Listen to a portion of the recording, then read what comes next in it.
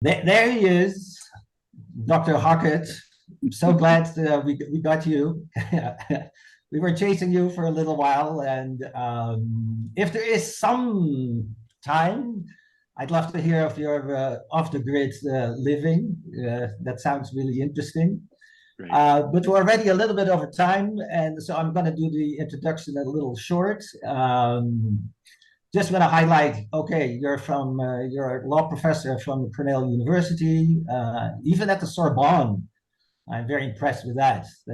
That's not an easy place to get in, I think. You very strongly came on our radar, and the radar, I mean, of the monetary reform community with your paper with Omarova about the finance franchise. And I'm already kind of not puzzled, surprised. It's already like from 2016 or 2017. But I have to say it's aging well. And for me, it is there with the McLean paper from the Bank of England. And it's a fantastic paper. And actually, you're giving us new vocabulary for the theories. You know, the credit intermediation, credit multiplication, credit generation, and then you got this nice little thing from you know, the one-on-one and the one-to-many and the zero-to-many, and then the zero-to-many is the generation, or what we call the credit creation theory. So I will put the links to those papers, or to that paper and to some others that I think are very important. Last thing I wanna just say, and maybe you can then take it over. When looking into your activities and your insights in the whole messy monetary system of the United States, the following concept came up. Like, you might be a really good tinkerer of that system, therefore a monetary tinkerer. And I got also the idea that because it's so messy and we're very often in a state of crisis with the monetary system, is that it's a semi-legal monetary tinkering that is usually done and needed in crisis mode. And from there, I'd like you to take it over. You know, how legal is the system actually? What can we tinker? And I know there will be another crisis. You know, and what are opportunities? But anyway, very much welcome to our group here, and take it off. We're very excited to have you here. Thank you. Great. Thanks so much, Govert, and thanks so much to everybody. I'm quite honored to be part of this really esteemed gathering. It's especially lovely to see my comrades in arms, Alfecca and Ellen Brown here, with whom I've been working on the NIB stuff for quite a while. But because they have that so well handled, I thought it's probably possible for me to, sort of present on something else that Govert had written me about. So it's a thrill then to sort of be able to tag team it in a sense, and have Alfecca and Ellen Brown kind of holding down the fort on the NIB. And I'm then going to sort of move on into a kind of complementary proposal. It's not something that would be a kind of an instead of. It's rather something that would be an along with the NIB sort of proposal. Maybe a brief word on sort of my kind of, I guess, methodological orientation that'll be partly responsive to what Govert just said. I tend in general, in the work that I do, usually first to try to get kind of clear on what I think an ideal system of one sort or another would be, right? What would an ideal set of arrangements look like? And I do that partly in order to arrive at a kind of, I guess, what you could call sort of pretentiously a sort of normative clarity on my own part. In other words, I have to attain some sort of clarity as to what I think ought to be done, or what we ought to be striving for, or what would be a sort of an intelligible goal against which then one could kind of measure various degrees of attainment of that goal, or various existing institutional arrangements. And then once I feel that sort of relative clarity, then I'll try to figure out ways to sort of institute either a facsimile of, something either identical to what I think of as an ideal set of arrangements, or something that would amount to a kind of functional equivalent or a reasonable approximation, right? So the franchise paper that Govert kindly referred to was officially published in 2017, and that was sort of based on, that's sort of the second order type of work that I do, to sort of look at existing arrangements and see what would have to be done to sort of approximate the ideal. The sort of ideal picture out of which that grew was another piece that was much less compromising, you might say, with things as they are, just called Finance Without Financiers. So a fairly obviously provocative title, and sort of a point that I wanted to get across first, before then pointing out the degree to which the system that we have doesn't actually need financiers, even though it might make use of them. So the Finance Without Financiers paper is out there in the world and can be had as well. And then the franchise paper sort of, in effect, applies what is developed there to the sort of existing set of arrangements that we have. I'm going to make a sort of a similar move, a kind of an ideal type move, in a sense, starting from a kind of a perfect system, or what I think of as sort of a perfect set of arrangements, and then an application of that to something that currently exists and hence makes use of existing institutions and laws when it comes to a money system or payment system or banking system. So I'm going to start with a sort of an ideal sketch. And then I'm going to show how easy it is, or would be, to get to a realization of or instantiation of that ideal sketch, with just a couple of surprisingly minor tweaks to something that already exists, right? Something that we already have here in the US, okay? So let's start with the ideal sketch. So what I'm thinking of here is essentially some kind of a platform over which payments can be made and via which savings can be accumulated, right?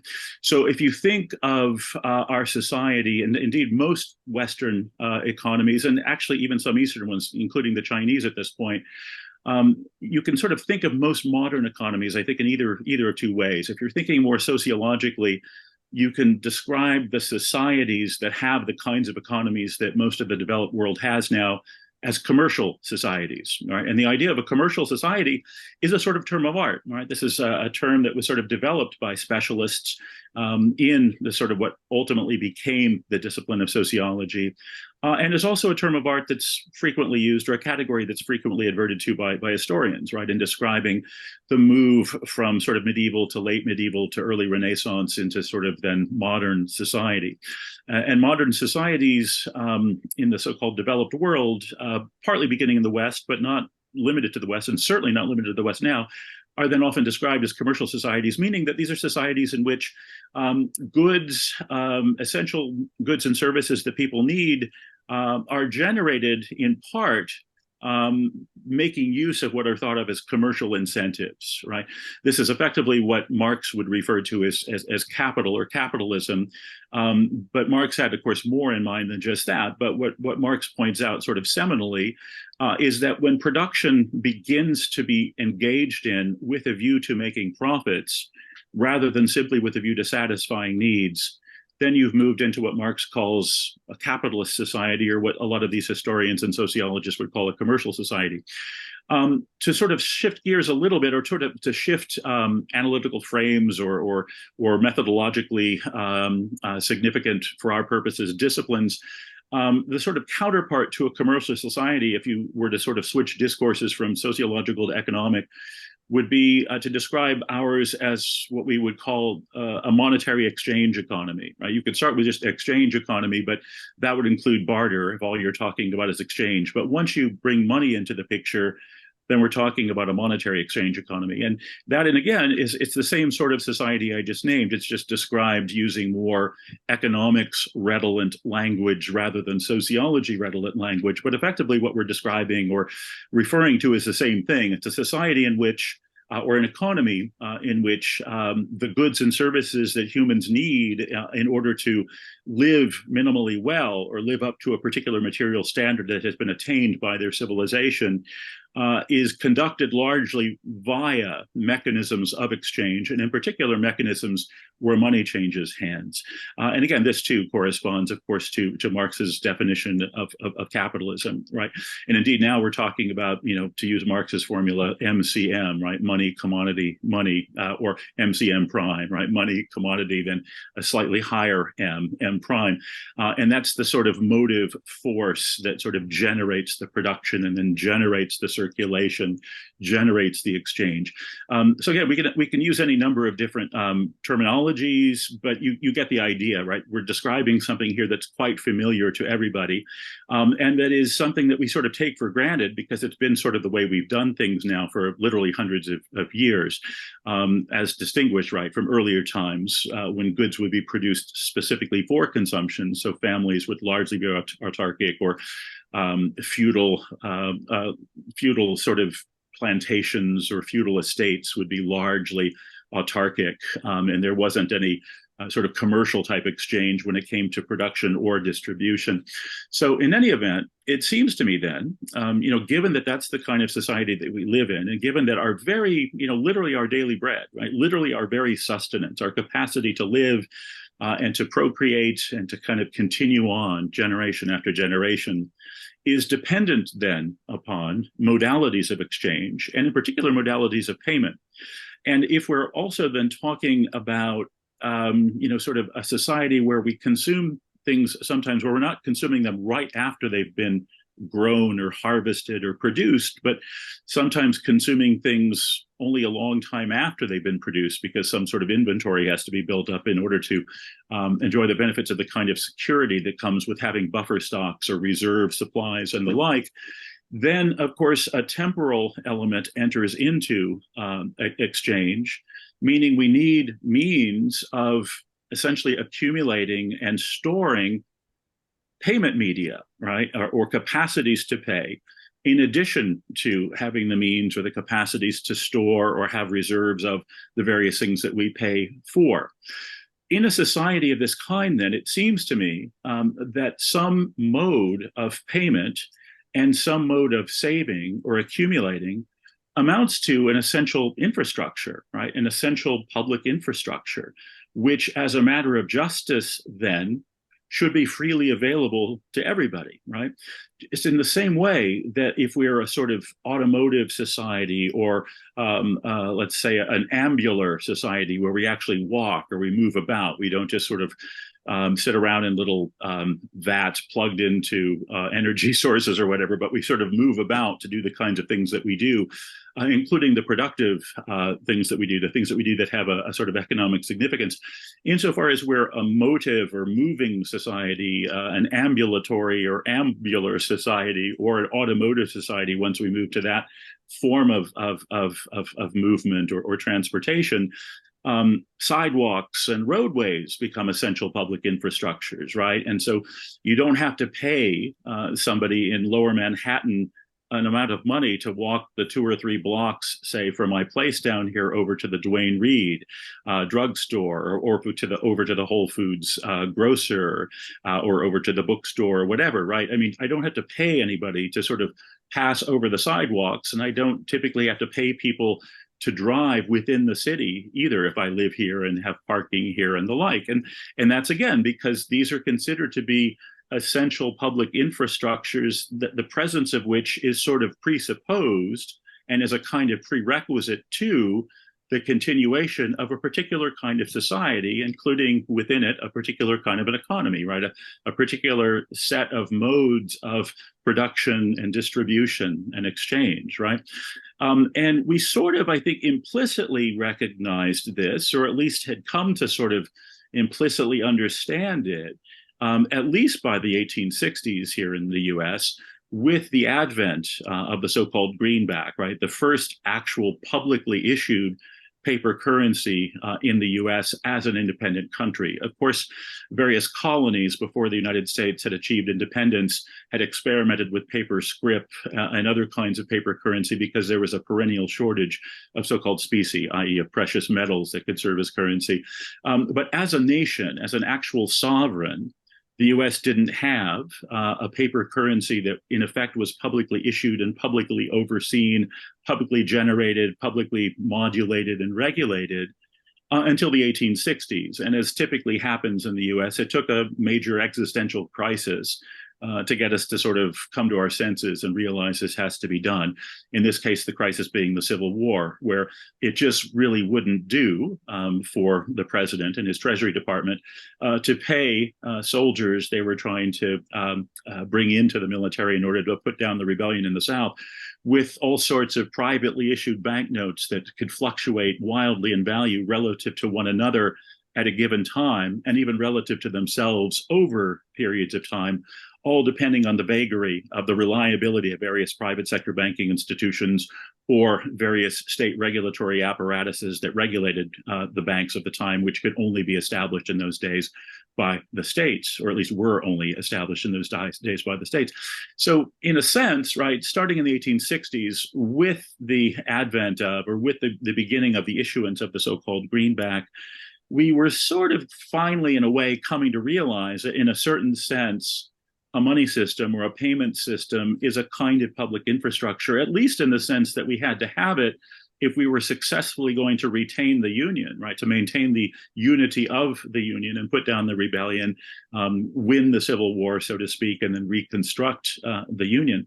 And in a way, we sort of lived with that lesson, or we lived with that that sort of gain, or that sort of accomplishment or achievement for many decades beyond, right? Even to the point where 50 years later, in 1913, when we established the Federal Reserve, we were now recognizing that you had to have a very sort of a tight public modulator of the public money supply, which included, of course, credit money, included the so-called endogenous money, at the kind that Bixel first dubbed bank money and that we subsequently came to call credit money.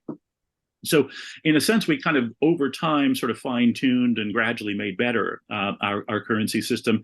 And even to this day, you can sort of see that that was the guiding understanding of the currency, simply by pulling a dollar bill or a $5 bill or a $10 bill or any other bill out of your pocket and just reading across the top. And you'll read, of course, the phrase Federal Reserve note. And that doesn't mean a note, of course, you know, from Jay Powell to his girlfriend or his wife or whatever. It means promissory note. It's sort of abbreviative of that expression, which again is a kind of a hint or a kind of a clue as to that sort of original understanding of, or that original purpose that was played by paper currency, or the status that it had. Now, we all know that in recent decades, the money supply, as when we think of it in terms of sort of payment media, has come to include, of course, various forms of electronic payment, you know, starting with bank cards and debit cards and of course, credit cards before that. But now, of course, also in all sorts of other forms of electronic payment and various payment platform companies like PayPal or Venmo or what have you, so that paper currency has become a much less prominent part of our payments system. And hence, that means of supplying that particular public infrastructure known as a payment system is sort of increasingly not publicly provided in the way that it had been when the dominant modes of making payments were using paper currencies or writing paper checks off of federally regulated banks, right?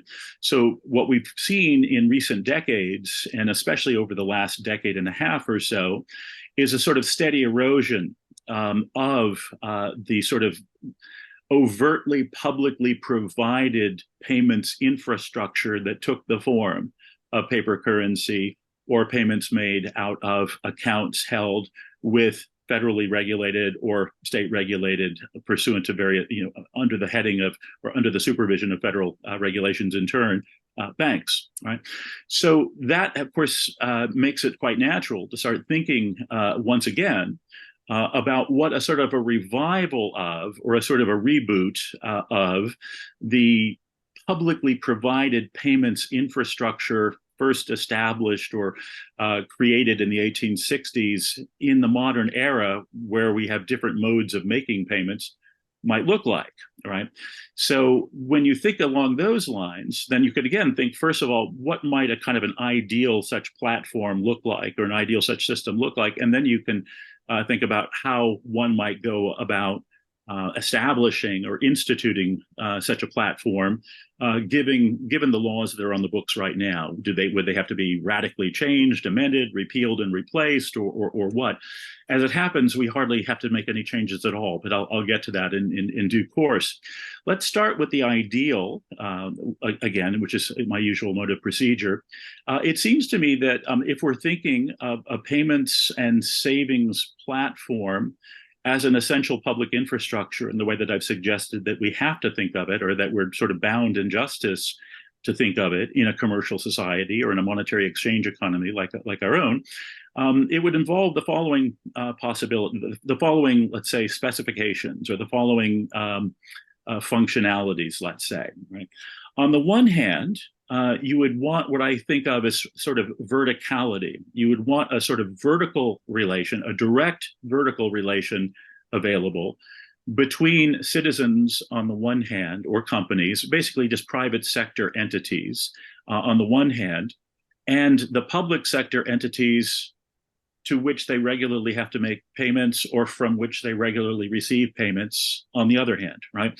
So if I have to make payments on a regular basis to the IRS pursuant to the federal tax laws, and if I have to make regular payments to the New York State Taxing Authority pursuant to the state of New York tax laws, and if I also have to make such payments to the New York City Municipal Authority pursuant to its tax laws, then there ought to be some sort of directly available, immediately available vertical connection between myself and those particular authorities, in the sense that I ought to be able to make a payment to any of those, or in turn to receive payments from them, whether they be tax rebates, or whether they be entitlements to which I'm entitled, or whether they be anything else that I sort of qualify for, or if I have to make payments to be licensed to go into business, or if I have to make payments in order to get a license plate for my car, or if I have to make payments on fines, parking tickets or speeding tickets or what have you. In essence, there ought to be an immediate and cost-free. I shouldn't have to pay for this. This should just be part of the infrastructure. I should be able to make direct transfers to those sort of public authorities that exercise jurisdiction over me. That's the only sense. I mean, saying vertical is sort of a metaphorical way of suggesting that they have a kind of authority over me. So they're above me for these particular purposes, right? But in any event, there ought to be that dimension, and it ought to be realized. It ought to be very easy, sort of costlessly, frictionlessly, for me to make payments to those authorities and to receive payments from them. In addition to that sort of verticality, seems to me that there ought to be a dimension of horizontality. And that is to say that I should be able to make payments to anybody and receive payments from anybody just as costlessly, just as frictionlessly, as is the case with the vertical payments. So if I owe Alfecca something, maybe Alfecca took me out to lunch, or we both went out to lunch deciding to go Dutch, but then it turned out I'd forgotten my wallet, or I forgot my payment mechanism or whatever. Alfecca covered it and said, well, you can get the next one, or you can just send me half the bill later. I should be able simply, again, without any to-do, just to sort of make that transfer immediately to Alfecca. Likewise, if Ellen owes me something, she should be able to make that transfer immediately to me. In addition, when it comes to both this sort of horizontal and this vertical dimension, the payment mechanism ought to enable me as well to maintain some sort of accumulated fund, right, out of which I can make those payments and into which I can receive them, which is another way to say that the payment platform, then in this case, ought also to function as a sort of savings platform, right? We don't have to think at the moment in terms of earning interest on it or anything of that sort. I mean, we'll come to that. But at the moment, the main point is that you need some sort of a reservoir, right? Some sort of a fund or an account that is essentially receiving value and can accumulate value, and then out of which value in turn can be transferred, right? And that's just a very abstract characterization of what a platform of that kind might look like, what I'll call simply a payment and savings platform. Now, if you think about it, the typical bank account that most of us have, at least if it's an account out of which you can make payments, if it's a so-called transaction account, might earn a little bit of interest, might not. Either way, that's essentially what that is, right? But of course, that's not publicly provided. It's privately provided by institutions that are publicly licensed and publicly overseen, and in ways talked about in other papers and in ways talked about by other scholars here today, is itself also dependent, of course, upon a huge public infrastructure of various other kinds, including the Treasury Department and the Federal Reserve System. But leaving all that to one side for the moment, what we're talking about then, if we say that this ought to be publicly available and ought to be considered a public infrastructure, then in effect, I'm saying that what banks provide in that realm, that bank transaction accounts and savings accounts ought to be considered to be public infrastructure, right? And then the question becomes, right, how best to sort of realize that vision, or how best to sort of institute or instantiate that particular abstractly specified platform or modality, right? How to provide for that, right? So let me now sort of pivot to what seems to me to be a strikingly easy way to do this, at least in the US, and then sort of close by saying a little bit about how it meets those sort of criteria, or sort of fits those desiderata that I laid out before, and how it would also provide some additional advantages that are not strictly speaking necessary, but are actually helpful, that there are sort of additional benefits. They're kind of, gilding the lily, as it were. They're sort of bonus benefits that come along with doing this if we do it. So first, with the sort of instantiation, I'm going to start with making an empirical observation that it absolutely flabbergasts me that almost nobody knows, even though it's right there for anybody to find. Indeed, anybody who wants to check it right now will be able to do it simply by Googling the phrase I'm about to articulate. So the Treasury Department of the United States maintains a system called Treasury Direct. And all you've got to do is Google that as one word, all one word, or if you want to go directly to the website, treasurydirect.gov. And essentially, this is a vertical, to use my earlier sort of metaphor, this is a sort of vertical arrangement between the Treasury Department on the one hand, and any citizen or any legal person in the United States on the other hand, who wishes to invest in US Treasuries, right? So you can register at Treasury Direct, and once you've got an account with Treasury Direct, you can buy treasuries directly from the US Treasury Department through your account, right? Through your Treasury Direct. You could do that. Again, some of you might open up those accounts even before I'm finished speaking. That's how it might take a little longer than that, because sometimes the system's a little slow moving. But basically, in theory, any of you, everybody here right now could have a Treasury Direct account before we're finished today. That's how available it is, right? And the thing is, if you think about it, that is in effect the sort of basic architecture almost right there for a federally provided, a publicly provided, a Treasury Department provided savings and payments platform. It's not quite there yet, and I'll explain why, and then I'll explain all that we have to do to tweak it, and also how easy and how little time it would take to do that, because I researched it and called the relevant personnel, but I'll get to that in a second. But basically, that's right there. Now, what's missing from it? What is it sort of lacking at the moment? Well, basically two things. First off, you can't, strictly speaking, hold dollars in it, even though those are federally issued paper, just like Treasury securities are. Indeed, it's kind of striking, isn't it? We talk about dollar bills issued by the Fed, and then we talk about Treasury bills, right? And then we also talk about Treasury notes, and yet a dollar bill is a Federal Reserve note. I mean, but for whatever reason, people don't seem to notice this sort of sameness of vocabulary across these two sort of categories. One way to think about, indeed, a Treasury security is as a kind of dollar with a coupon, right? That sort of pays a little something.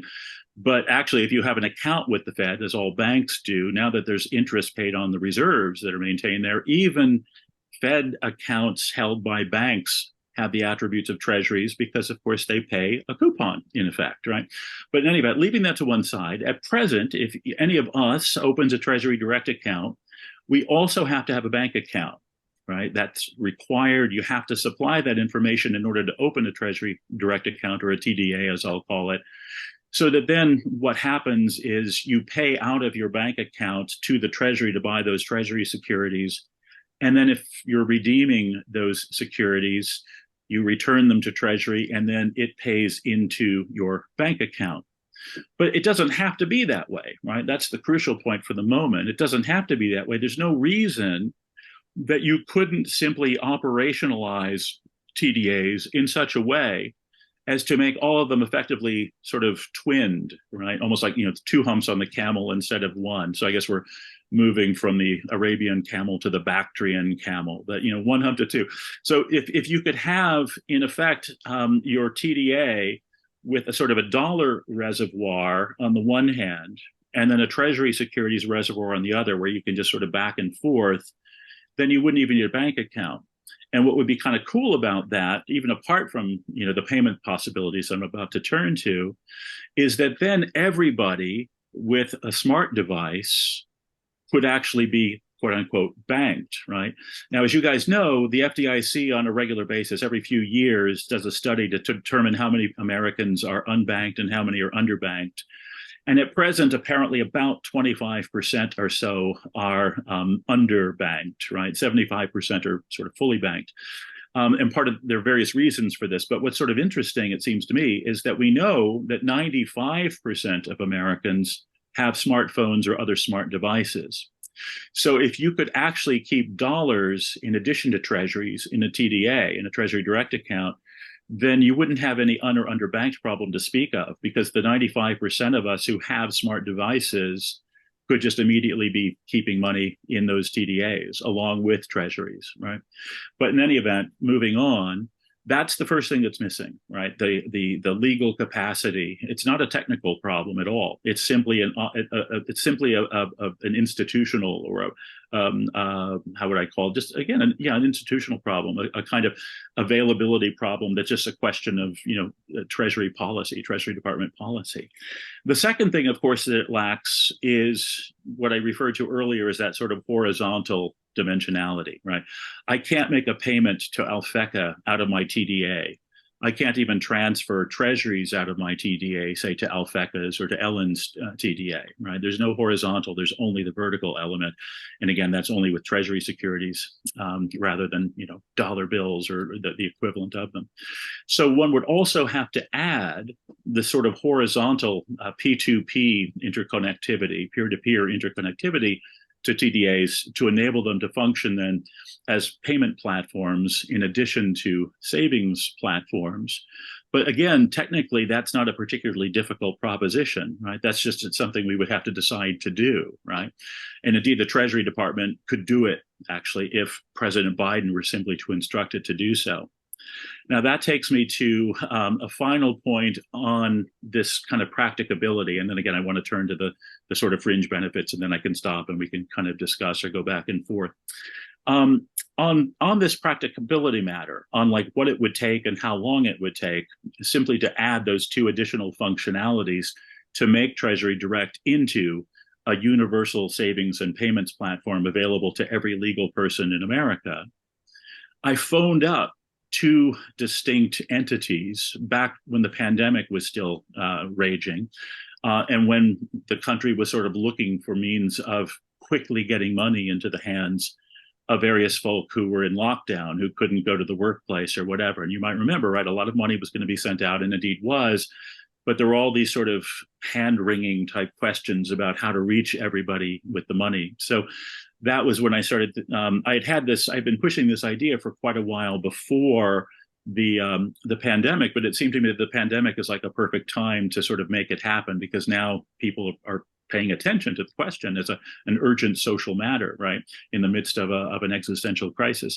So I talked to people at Treasury Direct on the one hand, and I talked to people over at U.S. Digital Service, USDS, on the other hand.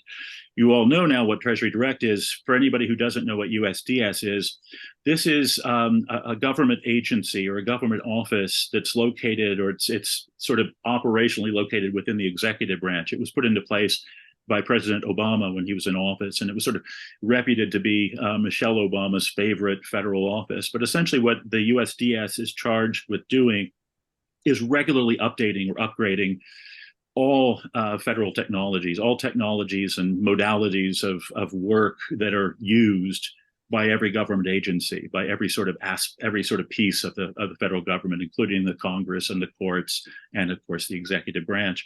So USDS is, that's their specialty, is doing the sort of the regular upgrades. And so I phoned up some folk there and talked to them. I guess this was in either March or April of 2020. And I asked them, look, I've got this kind of wacky idea for how to get the money, the relief money to people quickly and easily. How long would it take for us to sort of upgrade the Treasury Direct system into a sort of universally available P2P savings and payments platform? And they said, probably about 3 months. Right? They said before summer is over, right? Either before August of 2020 begins or before August of 2020 ends, we could in effect have a Treasury Direct account available for everybody that would be accessible via smartphone or smart device, in which they could save and accumulate savings, and out of which they could make payments and into which they could receive payments. It was just that easy, right? I mean, I know it's probably hard to believe in some ways, because you think, well, if it's that easy, why haven't we done it? But as you guys know, right, oftentimes the imagination takes a long time to catch up with actual capacities when technologies advance. And of course, we've had smart devices for a pretty damn long time now, coming up on 20 years. And we've had other forms of digital payment mechanisms and other sorts of digital technologies for even longer than that, of course. And so it's really not, some sort of high risk or sort of high tech challenge. It's a very simple thing to do, given it. I mean, basically, another way to put this would be to say that the forms of digital technology and electronic technology that are necessary here are actually quite primitive relative to what we've had for a long time now. So there's no technical problem at all with this. It's all very, very easy to do. So for my money, pun sort of foreseen, but not really quite intended. For my money, this just seems to be, the proverbial no-brainer. There's no reason that we shouldn't do this. There's no reason not to be doing this. We should have been doing it years ago. It would be so easy to do it now. And note, that would effectively then be a kind of public banking that's up to date with current communications and payment technologies, smart device enabled, smart device based. And then think of all the things you could do. And so now that takes me to the final sort of piece of the little sort of presentation that I'm giving here. And that is to sort of lay out or sort of maybe rattle off a few additional benefits, right? So first off, again, this would meet a requirement of justice, as I put it, as at the beginning, at the opening, right? Insofar as we are a monetary exchange economy or a commercial society, a platform over which payments can be made and into which payments can be received and through which savings can be accumulated seems to me to be an essential public infrastructure. It is as essential to a commercial or a monetary exchange society or economy as sidewalks and roadways are to an ambular society or a motive or automotive society, right? There's simply no excuse for not having it. And we've sort of recognized that in the past with the paper currency starting in the 1860s. So first, you've got that requirement of justice made. But second, in addition to this, there's a sort of an efficiency argument or an efficiency point that can be made now. And in addition, related to the efficiency point, a growth point. Now, as you guys know, the way we measure economic or the size of an economy is by, of course, reference to GDP. And the way we measure economic growth then is by reference to changes in GDP. A GDP that's growing is an economy that's growing. A GDP that's shrinking is an economy that's in recession and is shrinking. But once you get under the hood of GDP, you realize right away, well, that's essentially a measure of transaction volume, right? More transacting means larger GDP means larger economy. That's all we're talking about when we talk about the size of an economy as such, or when we talk about economic growth. Well, if you think about it, if people are now going to be able to make payments a lot more easily and frictionlessly, if real-time clearing and settling of transactions is a reality now that's essentially available to everybody with a smart device, Well, then all else being equal, you're going to have much greater transaction volume per hour or per day or per week or month or what have you, right? All else being equal, there's going to be more transacting, and there's going to be at least more consummations of transactions much more rapidly, right? And that means you're going to have a boost to economic growth, right? The economy is going to be larger because more transactions per unit of time will now be effectuated, or at least be effectuable, right? So you've got a kind of a growth and efficiency benefit then that comes along with that sort of justice benefit. You've also, in addition to this, you've got now a platform like this available through which all sorts of other things that we currently think of as being not possible simply because we don't have the infrastructure for it, but certainly could have the infrastructure for it, now becomes possible too. So for example, if we decided that we need some sort of a UBI program at some point, or maybe even just for some period of time during a crisis like the pandemic, well, now there's no hand-wringing about, well, should we send debit cards to people? Should we send prepaid debt cards through the mails? Or how should we get this money to people? You simply credit those particular accounts. Similarly, think about how much more efficient and how much more quickly and hence effectively ordinary monetary policy could be conducted, right? Currently, as you guys know, right, the transmission belt for Fed monetary policy makes use of existing private sector banks, right? The open market operations that are conducted by the New York Fed trading desk, where I used to work, are essentially transactions between private sector banks and the New York Fed, right? Basically trading back and forth money or dollars or what have you on the one hand and treasury securities on the other. Or there's operation with the interest rates that have to be charged by the banks, or benchmark interest rates are changed when the federal funds rate is changed. All of that stuff, essentially, it's a transmission belt for monetary policy that works through middlemen, right? It works through these intermediaries known as private sector banks and other financial institutions. That would be completely unnecessary at this point, right? If the Fed had to stimulate the economy to sort of overcome some kind of a slowdown, it could simply make deposits directly into people's TDAs, right, into their accounts. And to echo a point made just a few moments ago, that could be quote unquote debt-free money. It wouldn't have to be loans made by the Fed or by private sector banks. It could just be direct infusions of cash, right? Here's another point. If you added some form of interest payment on here, maybe let the interest payments match the dominant treasury rate, right? Whatever the benchmark treasury rate is, since these are, after all, TDAs, and the treasury, of course, pays on those treasury securities. So maybe you've got an interest rate that matches, right, the treasury rate, say the 10-year or the 30-year, whatever it's going to be at a given point. If you needed to slow things down, because the economy was growing in an overheated way, or there was an inflation problem emerging, instead of raising rates that then have to operate through the banking channel, you could simply offer higher rates for a while on those TDAs, right? And know what that would mean. That would mean that all of us as citizens would be getting the benefit of the rate hikes in a manner that could then compensate, right, for the slowing down of the economy if it ended up getting too cool. It would be, in effect, a kind of deferred expenditure plan, a kind of not exactly a forced savings plan, because nobody, you could still make as many expenditures as you want. We wouldn't impound the funds in your TDA, but we would offer higher interest on them, which would, of course, hopefully incentivize people to spend a little bit less and save a little bit more for the duration of the overheating that we're trying to sort of bring down, to cool back down. And now individuals would receive the benefit of those rate hikes rather, again, than, say, private sector banks or rentiers who are invested in various basically the rentiers who own something like 95% of all of the financial assets in the country. So in effect, you'd be sort of fighting inequality as a sort of a side matter. And you would also be essentially tightening up the transmission belt, taking slack out of the monetary policy transition belt when it comes to sort of modulating the growth rate of the economy and the growth rate of expenditures as well, right?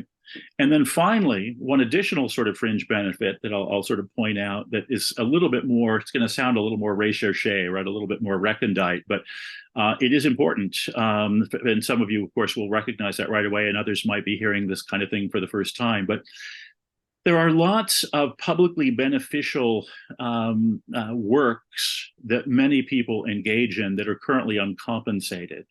You can think of this as care work. That's one term that New York Assemblyman Ron Kim and I have used for this because we proposed a plan like this for the state of New York. It's called the Inclusive Value Ledger.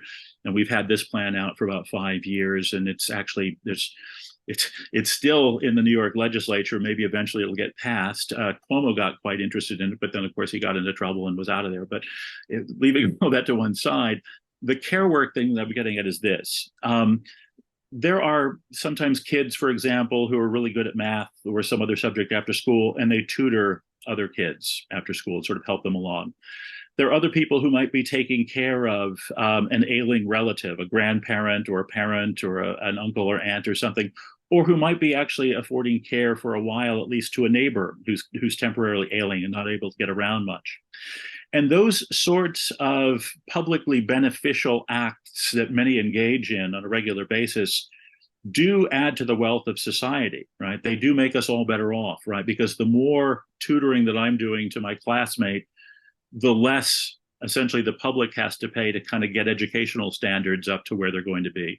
Or the more care work that I provide to my neighbor or my relative, the less expenditure on social services that the state of New York has to engage in and so forth. You can sort of see where this is going.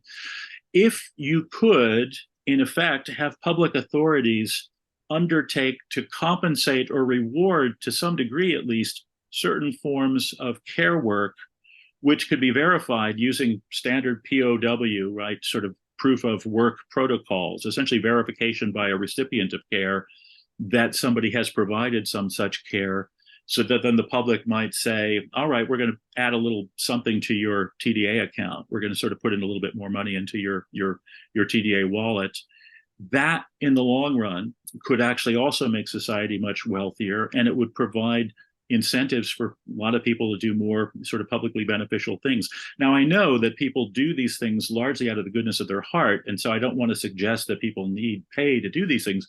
I just want to say it seems kind of fair that people who do a lot of that maybe ought to be compensated to some degree. And furthermore, that if that kind of compensation were afforded, more people might do it, not because they sort of require that in order to want to do it, but because they might require it in order even to be able to do it in a world where so many people are sort of living paycheck to paycheck. So that's a sort of a final sort of side benefit, I guess I would note as something worth citing or noting in connection with the promise of this kind of improvement to our public infrastructure. So with that, I guess I'll sort of stop. I'll just sort of close out again by saying, remember, just as I sort of suggested at the beginning, if we start in terms of, or thinking in terms of sort of an ideal system that we ought to have and don't have, I think most people would probably agree, right, that some kind of a readily available, freely available, publicly provided savings and payments platform is a requirement of justice, or at the very least is a kind of public infrastructure that is sort of presupposed by an optimally functioning commercial society or monetary exchange economy. Any such system would have to have both a vertical sort of pipeline, so to speak, and then a horizontal pipeline, so that we can make payments to and receive payments from public authority on the one hand, and then make payments to and from one another on the other. It turns out that the Treasury Direct system that we already have could very easily be made into that. It's halfway there already, and all you'd have to add to it is downloadability onto people's smart devices, the capacity to hold dollars as well as Treasury securities, and sort of the P2P interconnectivity. And then if we were to do that, we would have a requirement of justice met. We would have an update of our payment system and savings system, bringing it back into where we were in the 1860s, back when the highest tech money was paper. In addition, we would have higher, faster growth, a more efficient sort of payment system, a less leaky such system, and a much more efficient and less leaky and much more direct modality through which, or sort of infrastructure through which Fed monetary policy could be conducted. And then on top of all of that, we could actually start rewarding care work and the like as well. So it seems to me that we ought to get to it. And I'll stop there. Very nice, very good, very promising. Oh, thanks, Stuart. Um, well, yeah, on many of the elements, if keep up with all the innovations that are going on and all the proposals that are going, a lot of people are aiming at the same thing. Yeah. Efficiency, justice. I like the care work, but that could be done in many ways. Hmm. Safety, of course, that your money is your money. Hmm. Um, so this morning we had one of our monetary reform theorists talking about CBDC, Hmm. and talking about the incentive of the central banks to introduce that. Hmm. So here I want to ask, Hmm. what is the incentive for the Treasury to go along with this idea? Because seemingly the incentive for the central bank to get a grip on monetary policy is increased if there is more CBDCs going through the system. Hmm. And Hmm. they have felt that for the last 100 years their grip is decreasing and decreasing and decreasing. And at a certain moment, they hardly have anything. And then there's the thing like, well, the only thing they can do is like push on a string, and Yeah. Yeah. there's not much effect there. Yeah. So I can see the central banks having an incentive. I can Hmm. see commercial banks getting an incentive Hmm. because they might lose some business, so they might figure out maybe ways to accommodate these kind of innovations, Hmm. and also just commercial platforms that are not Hmm. banks but that are just Hmm. payment Hmm. platforms. Yeah. So two questions then. Hmm. How much easier would it be for the Treasury to implement its ID Hmm. quicker than CBDC through the central bank? Hmm. And what would be if you're Secretary of the Treasury, what will you tell him Hmm. that he will have an advantage? Yeah. Yeah. Great. Ex So, except for raw power. right, right, yeah.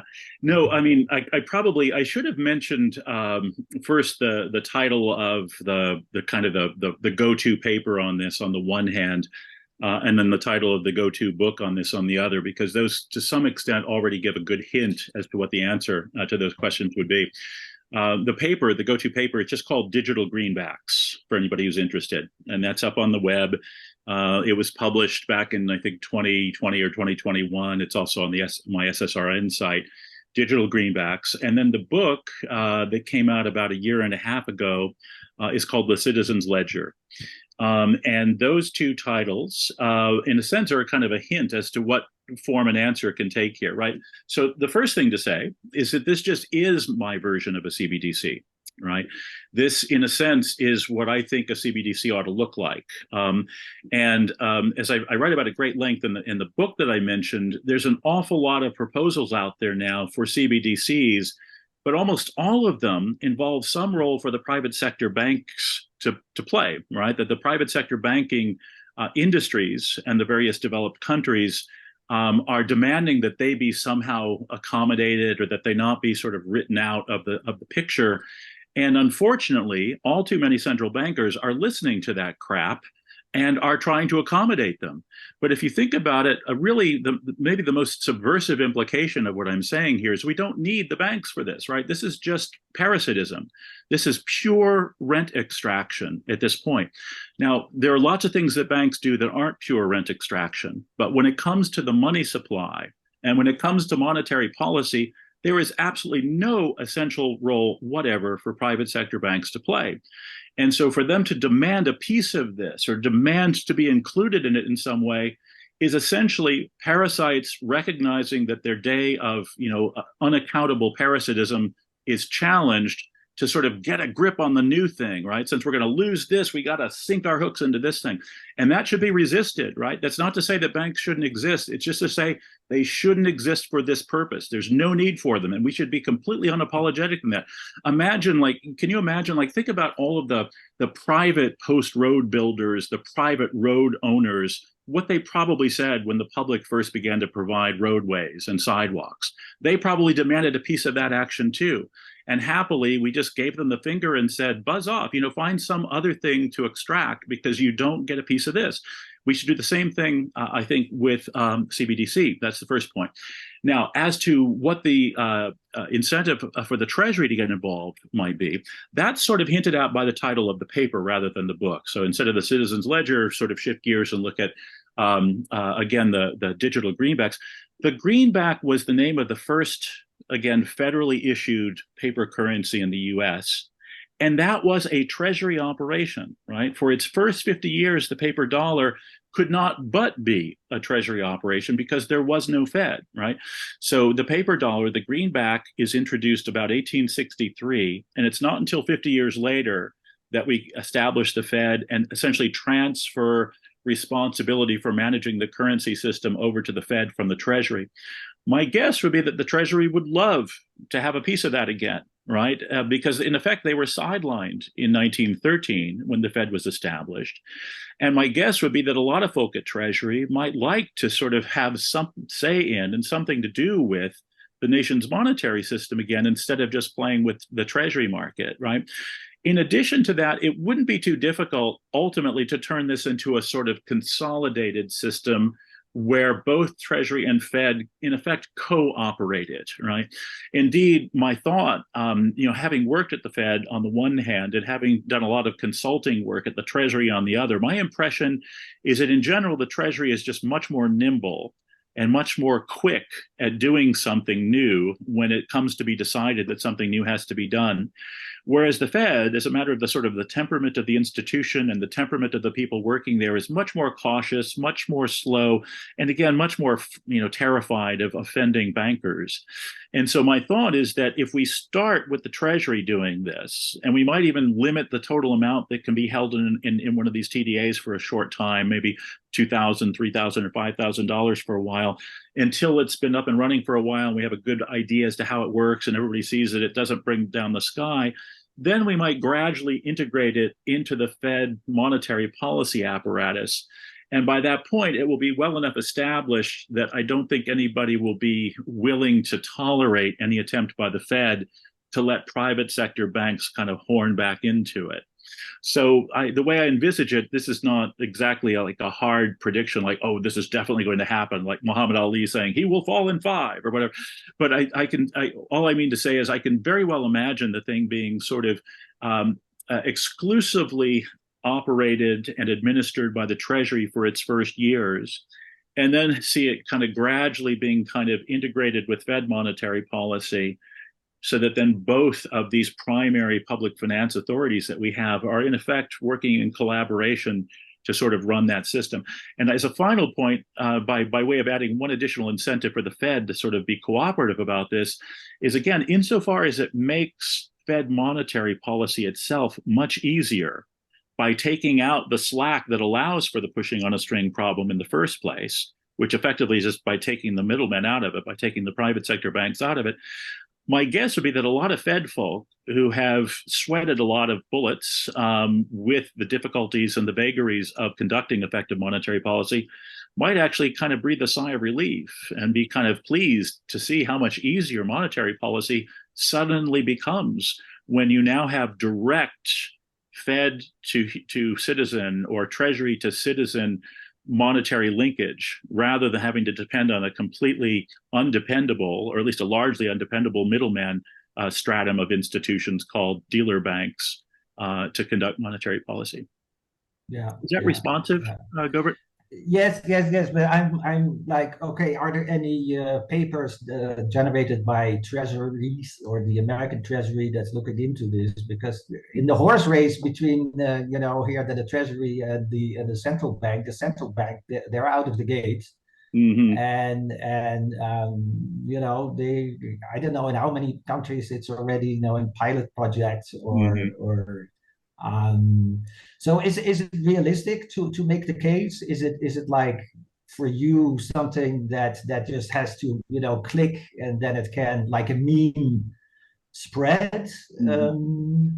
Well, I've got quite a few connections in various senatorial and House offices, and some connections in the White House as well. And they know, I mean, I'm certainly making a pest of myself to a lot of them, sort of urging this on them.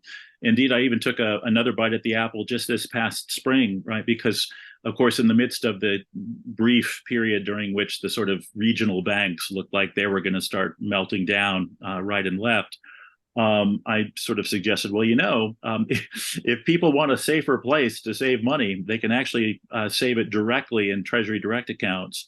And they can invest directly in U.S. Treasuries, which are the safest saving account, quote unquote, that there is. Furthermore, with a little bit of tweaking, we could turn the TDA system into a payments and savings platform.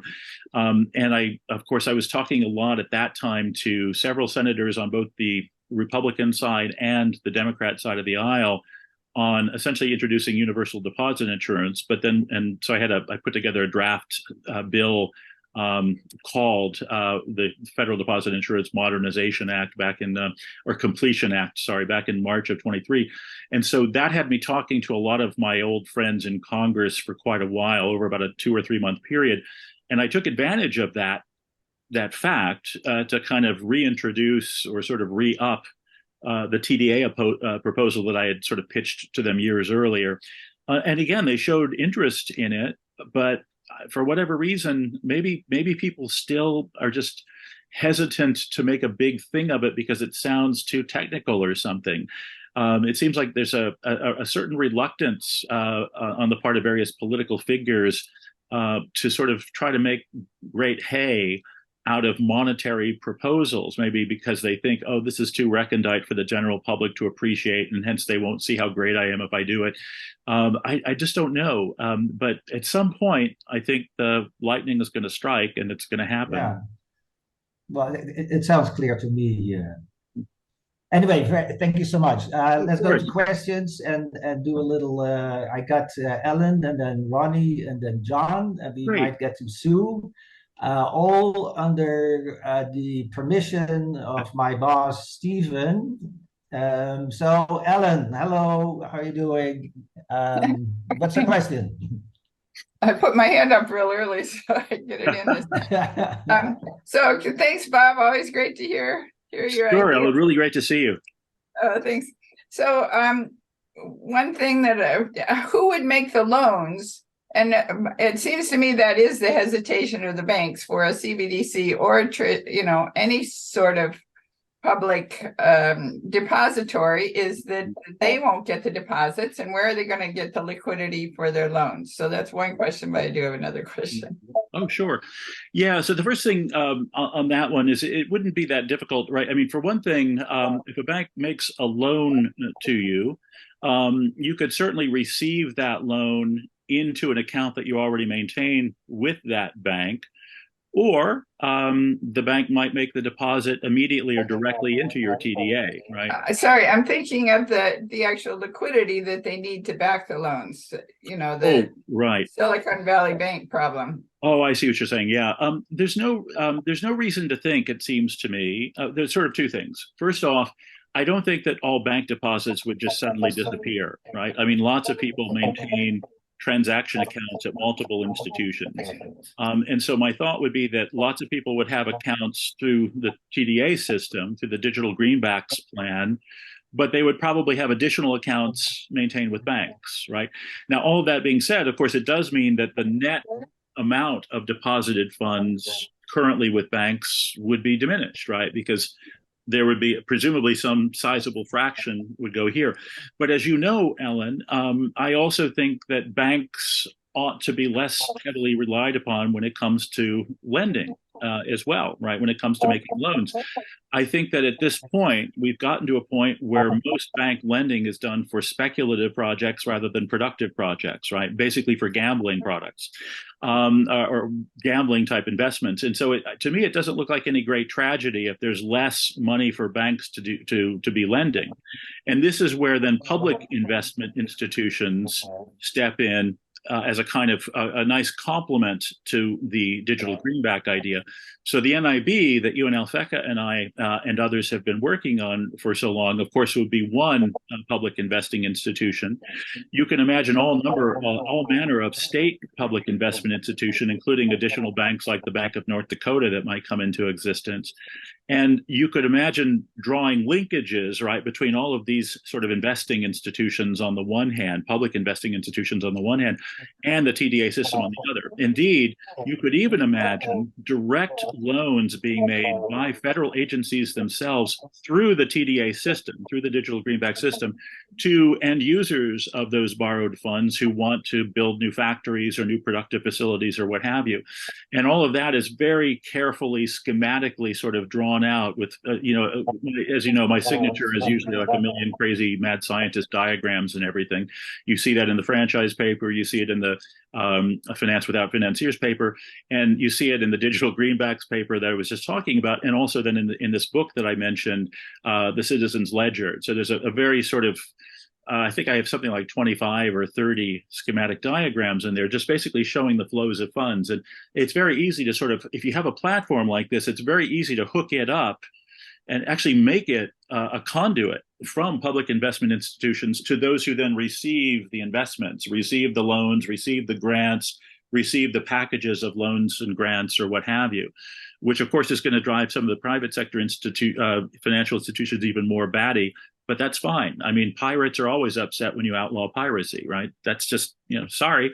I'm sure there are a lot of drug lords who'd be happier if we would just sort of legalize all drugs, right? But I guess we have reasons for not doing that and only legalizing some.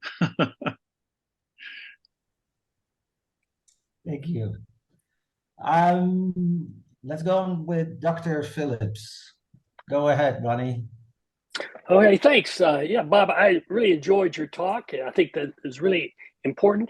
Kind of reminds me of the ideas of bringing back the postal savings banks and all that kind of thing.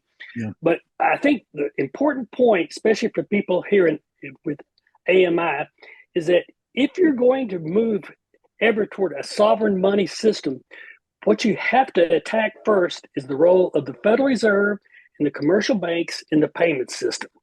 The Fed weaseled its way into the payment system in 1913, or 1914, and it hasn't done a good job. And I think this proposal, I hadn't really thought about the Treasury Direct account, but I think it's a great idea. Can the Treasury do anything without Congress or anybody else? Can the Treasury Department do this?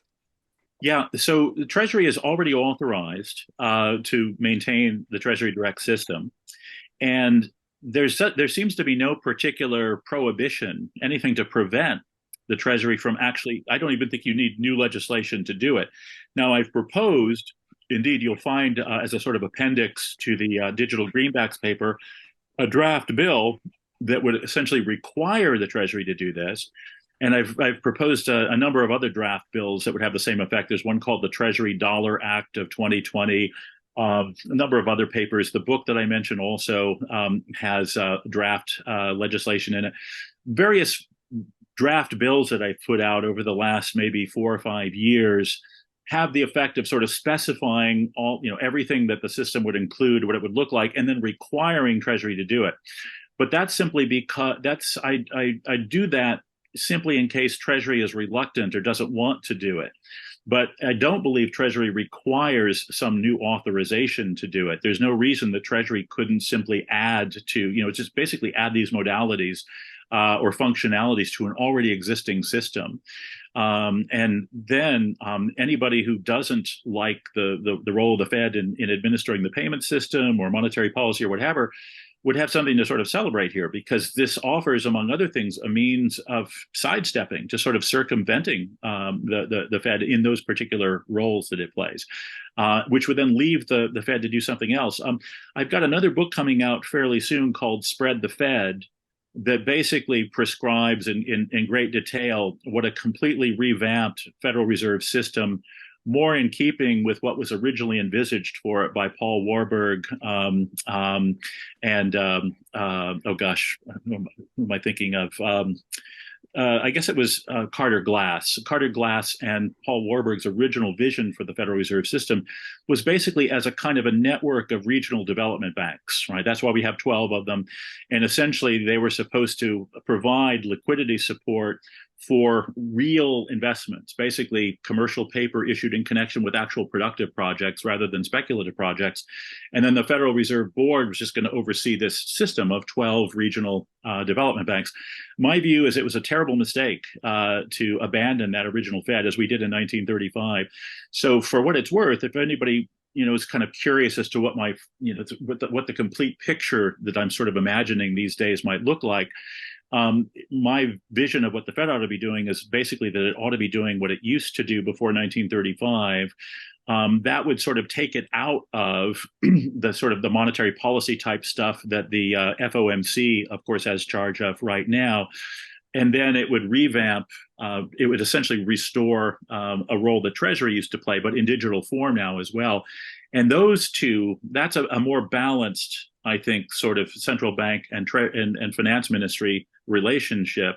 And I think it's much more prone to ensure that all financing, including all publicly generated credit money, is going to productive purposes, to generating and building up more and more productive capacity of real goods and services, rather than just financing gambling on the financial markets. So I think I'm in sympathy with your view on the Fed and what it ought to be doing. And I think that doing this Treasury thing that I'm suggesting here makes that a lot easier to do, to sort of bring the Fed back to the original role. And then the spread the Fed. I have several articles out with variations on the title "Spread the Fed," but a book will be coming out shortly with that same title that basically lays all of that out. And so those two things together, I think, would make for a much more functional monetary and financial system here in the U.S. Something more in keeping with what we had that enabled us to become the world's largest industrial economy, the world's most productive economy, the world's most productive society up until, the later 1940s, 50s, 60s. Sounds good. Right. Thank you. Thanks. Well, if you convince Dr. Phillips, that's a good one. John Howell, go ahead. Well, I'd first like to thank you immensely for the exquisite clarity of this presentation. Oh, thanks, John. Thanks so much. It was really, and I'm working on a working group with the Alliance for Just Money to kind of bring the NEED Act up to date because there are things that are changed, since that, and there are new ideas out there. And so we're working on this. So we've talked about some of the things that you've been talking about. Rick DeMar, who is on this call, has been particularly helpful with a lot of this. I think he's been in touch with you. But anyway, I just want to thank you so much for this. It's going to be really helpful to what we're doing in that committee. So I just want to know, if we have an additional question, can we come back to you? Oh, please do. Yeah. Please, anybody who's interested in this stuff, who wants to follow up or who wants to pursue projects or whatever, please don't hesitate. You can email me. I think Govert can probably share. I've got a Cornell email address that's easily found at the Cornell website, the Cornell Law School website. My Gmail is easy to remember. It's just my name followed by Gmail, Robert.Hockett. I don't know how I managed to land that address without having to add a numeral to it, but I guess I was the first Robert Hockett at Gmail. Turns out Hacketts are a dime a dozen, but Hocketts for some reason are quite exotic. I never would have guessed. But in any event, Robert Hockett with 2 T's at Gmail. You can do that. Once we get to know each other and stuff, I can just give you my mobile number as well. I'm always happy to be called or texted or whatever as well. So happy to work on anything, to brainstorm or address any thoughts or worries or anything that any of you guys might have on any projects along these lines. It's something as you probably gathered, I believe in very strongly, and I'm very, pretty much have devoted my life to. So always happy to help kind of move that ball forward.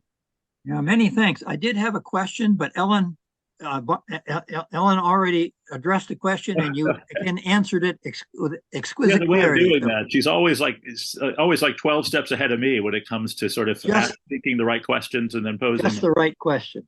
Yes. And by accident, we cut her off because there was a little feedback coming from her microphone. And she might not have yet been done. And there she is then. Okay, so she's brought back. Boom.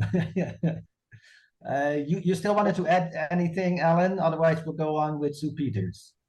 Well, I was just wondering, I mean, I can see pushback from people who will say that this is like the Soviet system of one big national bank? Mhm. And how do you distinguish? I mean, the Soviet system didn't work out so well. So how do you distinguish? Yeah, so I think, I mean, there are, when it comes to finance, I'm a believer in, I guess, what the Europeans would call subsidiarity, right? I mean, there are some roles that are best played by the collective agent with the greatest scope. There are other roles that are better played by collective agents with slightly narrower scope. And then there are some roles that are best played by individuals or private sector families, households, persons, firms, or what have you. It seems to me that a monetary system is something that ought to be supplied and provided and maintained at the highest level of collectivity in the same way that the military is, right? So when people sort of complain about the Soviet system, I think oftentimes they're not really clear about what it is exactly they're complaining about. I mean, I've never heard anybody say that the Red Army was problematic because it was controlled from the top. They probably think that was kind of a good thing in the same way that it's best that the US military be controlled from the top rather than by 50 governors or 365 city mayors or whatever. And so I think when it comes to investment, this sort of links up to the spread the Fed idea I was talking about before.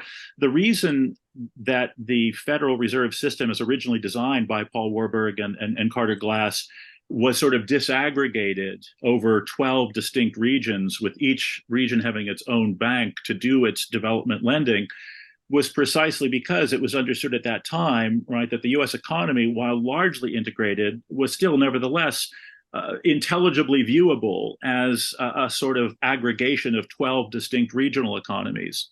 And over time, of course, things evolve, and some regional economies can become more closely integrated, or they can just even change, right?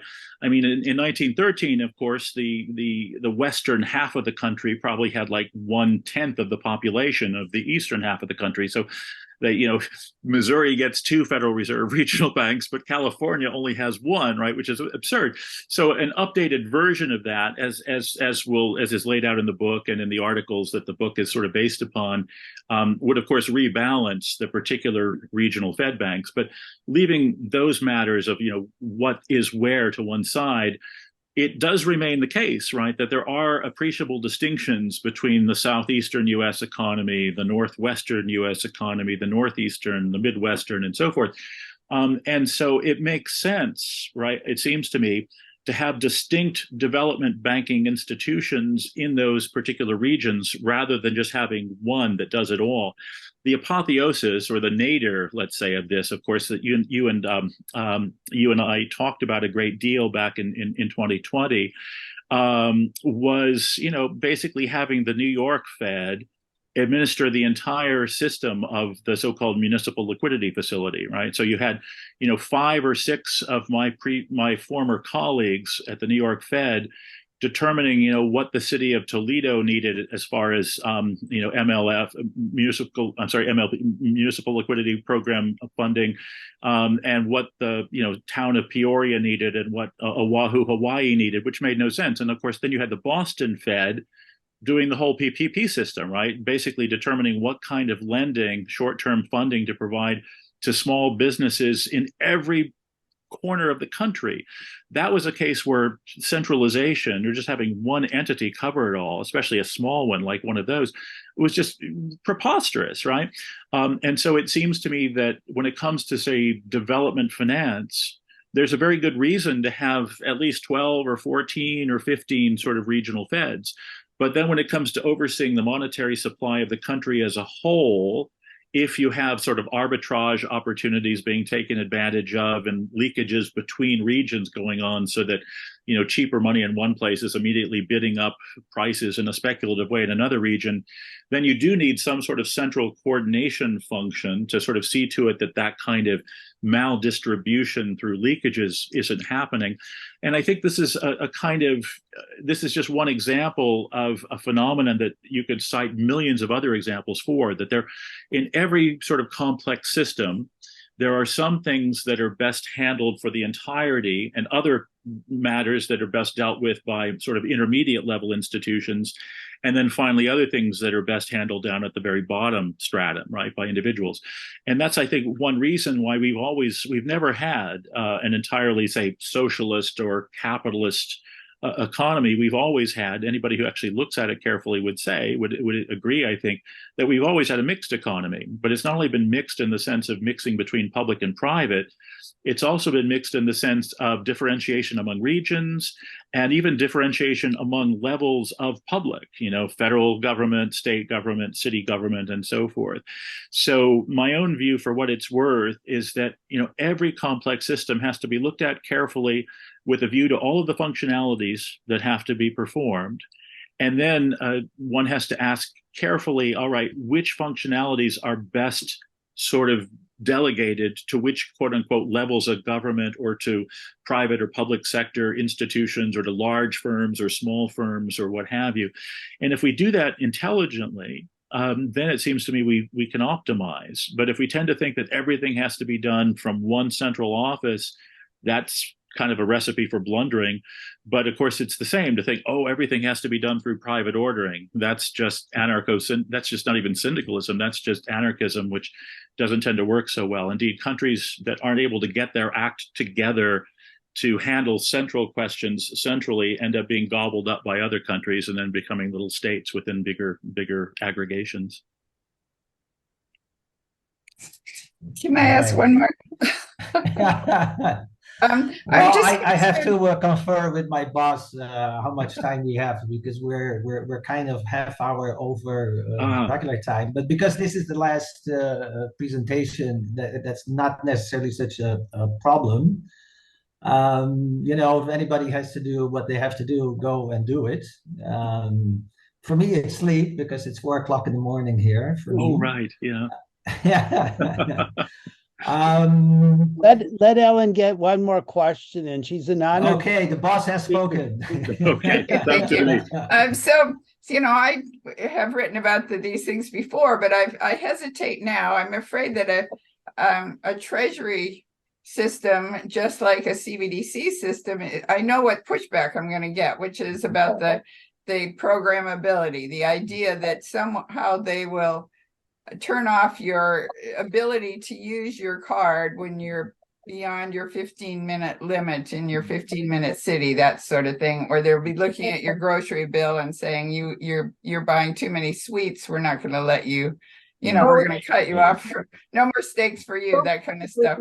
Or you haven't eaten enough bugs yet, something like that. I mean, that's what people worry about. So yeah, no, okay. Yeah, I'm not unsympathetic to that either, Ellen. I guess a couple of thoughts on that, right? The first, and this isn't going to be the entirety of my answer, but it's a sort of preliminary observation. It's always striking to me that people are sort of concerned, say, about Treasury having your information or the Fed having your information, but they don't seem to be troubled by Elon Musk having even more of your information, or by Mark Zuckerberg having even more, right? So that's the first thing, right? I mean, there are sort of private sector tyrants, just as there are public sector tyrants. And indeed, those private sector tyrants are often much more abusive than public sector ones for at least two reasons, right? One is they can profit by being tyrannical. And two is they're not constrained. There are actually three reasons. A second reason is that they're not constrained by something like the Fourth Amendment to the U.S. Constitution. And then finally, thirdly, the other reason that they can often be worse is that we sort of don't expect better of them, whereas we do view it as a scandal and an abuse of authority when a public sector actor exceeds his or her authority. So my own view is that it's therefore, it's better not to have any sort of tyranny. And one way to do that is to make sure you have multiplicity, you have multiple redundancies in any system so that you're never completely beholden to one entity or one authority. But that second, insofar as we are concerned about some authorities abusing their authority, I think it's much more likely that a private sector monopolist or oligopolist is going to abuse authority than it is that a public sector figure will, because again, public sector figures can be voted out of office. They're also constitutionally limited and can be sued for violating constitutional provisions. And further, their abuses are experienced as abuses precisely because we hold them to norms of fairness and public responsibility that we oftentimes don't hold private sector figures to, even though we should. Right, under the old public accommodation doctrine that seems to have been forgotten by the courts over the last 50 years, but used to be there. So. The only thing is that Okay. Elon Musk does not have control of our money. So No, but he has control of other things, right? And what I'm saying is that if it's not the public, if it's not the Treasury Department, then it's Chase, it's Jamie Dimon, right? I mean, I can take Elon Musk out of it and Mark Zuckerberg out of it. Although, of course, Facebook tried to do a digital currency. Happily, it came to naught. Probably thanks in part to the things that you and I wrote about it at the time. But Jamie Dimon, we can just sort of change examples. I mean, Jamie Dimon doesn't seem to be any more trustworthy to me than is Janet Yellen. In fact, I would trust Janet Yellen much more than I would trust Jamie Dimon or CEO of any other of the big five or big six. okay, I'll desist. All right. Yeah, Jamie, of course, Jamie is flirting with running for president, so maybe I shouldn't say that. Oh boy, he will lose badly. But that's good. That will be a lesson. Yeah. All right. Finally, we come to Sue. Sorry to have you wait a little. Go ahead, Sue. Thank you. Can you hear me? Yeah, I can. Yes. Thanks, Sue. Oh, great. Thank you for considering my question, Mr. Hockett. You're talking about an improvement to the public infrastructure. But at one point you said that the improvement of public infrastructure will help people living paycheck to paycheck. My question is, that's not justice to make their bank-created situation easier to live in. That's not justice. That's, efficiency. Giving them efficiency, is that justice without changing the control? That's why I said. Wait a minute, without changing the control over their lives and over our economy by the big private commercial banks. In what way do you think what I proposed helps private sector banks to continue to do injustice? It makes it easier for them for people to stay in debt slavery, it makes it easier for the private commercial banks to keep doing what they've been doing for so long. You're not seeing that, right? This is a public alternative that people could actually completely avoid private sector banks entirely by using if they wish to. I don't see how in any way it assists private sector banks in doing what they're doing. In fact, I think it makes it much less likely that they'll be able to continue to do that because there's now a public alternative, a public option. But you're not talking about helping the people stop living paycheck to paycheck. Well, if you wanted me to give a talk on what I think a just economy would look like and what the institutions of a just economy would look like, I'd be happy to do that, but that's not my brief here. I have written books about that too, and I've got more coming out on that. I think, for example, all firms ought to be owned by their employees, or at the very least co-determined by their employees, rather than being owned by capital holders or capital contributors. A whole lot of stuff that I've written on social justice, but I was asked to talk about this particular plan, the Digital Greenbacks plan, to the American Monetary Institute, and that's what this is. And it is an entirely publicly provided savings and payments platform that enables people actually to avoid the private sector banking system altogether when it comes to managing their money, making payments, receiving payments from public figures or public offices, or from private sector actors. So it's not clear to me what's missing here in this presentation, given what I've been asked to present on. Thank you. You bet. Okay. Let's go on with Richard DeMare, and he is one of our legal minds. So get ready for this one. Okay. Richard, go ahead. Hey, How you Richard. doing, Professor? Hi, good to see you. I really enjoy your work. Thanks. I don't see my my video, but all right, yeah, that's better. There you are. Yeah, you explain things very well. To echo what John said, it's very clear. I have a couple questions. I think you can answer them pretty quick. Is the digital greenback a substitute for a paper greenback or for current coin, in your opinion? And two, how would you reconcile like two different currencies legal tender at the same time, like the digital greenback and the digital, say, a digital Federal Reserve note? Mm-hmm. Would they conflict in the marketplace? If somebody didn't want to receive one, would they have a right to, or would it be a mess? Yeah, really great questions. So the first one first, my own view for what it's worth, the proposal as such is sort of neutral about the paper currency. In other words, it doesn't require that the paper currency be retired. It doesn't require that the paper currency be retained. And so in that sense, it's sort of orthogonal to the question of paper. As it happens, I myself think that we should keep paper.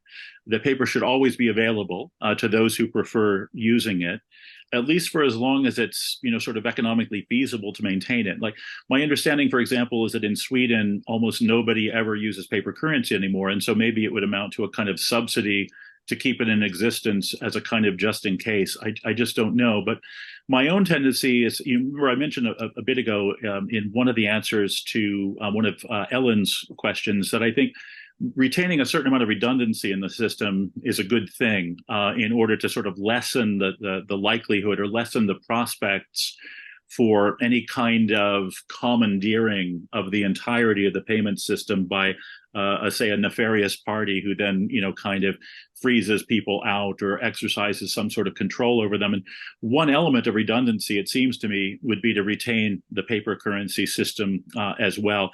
And furthermore, as in the proposal itself, even to replicate insofar as possible through the algorithm a lot of the privacy characteristics of the paper currency. So, for example, as you know, bank secrecy or basically transaction reports that banks file for large transactions don't kick in until I think it's either $10,000 or $15,000 payments. And privacy is required to be maintained for transactions below that amount by the banks. And my view would be that in a digital currency, like the digital greenback, we would program that same form of privacy into the algorithm that determines, or that is the sort of infrastructure, the electronic infrastructure for that currency. But even apart from that, even leaving to one side the idea of replicating the privacy characteristics of paper currency in the algorithm for the digital currency, I think that the paper currency should be retained for those reasons. Sorry, I don't think I asked the question properly. What I meant is like the legal channels through which a digital greenback is made. Does it follow the legal channels that the paper digital currency would follow, or the legal channels of creating a coin in the treasury? I see what you mean. I think it would probably be the channels of the paper currency, but I'm not sort of committed to that. If it turned out that it would be advantageous, maybe, since the Treasury has charge of the mint, maybe it would make more sense to do it through the legal channel that determines the coinage, just because the Treasury already has jurisdiction over that. But so I guess you could say I'm fine with either. I don't feel committed to one or the other. Maybe an argument can be made that I ought to favor one decisively over the other. But as it is, it seems to me that it's sort of intuitively attractive just to sort of follow the paper currency channel, which would mean returning to the Treasury certain functionalities that were taken over by the Fed back, 105 years ago or so. The second question, as I recall, was about, what about Treasury securities on the one hand and dollar bills on the other, and sort of, yeah. So what I think is probably easiest to do is just to say, okay, look, these digital greenbacks are going to be functionally equivalent to Federal Reserve notes. And that would then require some degree of integration or cooperation between the Fed and the Treasury to administer the digital greenback system. But they would nevertheless be operating through the digital infrastructure of TDAs. And so the Treasury would be, in effect, managing those, even though they're sort of called Federal Reserve notes when they're paper. Now, if that would require some legal change to sort of restore some sort of authority to the Treasury that it used to have and doesn't have anymore, fine. If it doesn't, then so much the better, seems to me. But again, these are matters that I think for whatever it's worth, I'm fairly open to any number of possibilities there, as long as the functionality that seems to me to be a sine qua non for a truly public retaining and updating a truly publicly administered money system are met. As long as those requirements are met, then whether what the sort of more precise roles of the Fed and the Treasury are, seems like a number of possibilities would be tolerable, because ultimately I'm thinking there's going to be a certain degree of consolidation between the two going forward in any event, no matter what we do, especially when the role of the private sector banks is diminished. Because as you guys know, I mean, in a way, one way of viewing this is sort of drawn out as a sort of theoretical argument that I draw it at some length in the Citizens Ledger book that I mentioned before. But it's not too difficult to show that the separation of monetary from fiscal policy, the sort of treating of those as radically distinct functionalities, is of a piece with the continued reliance on private sector banking institutions as part of the banking and monetary infrastructure of the country.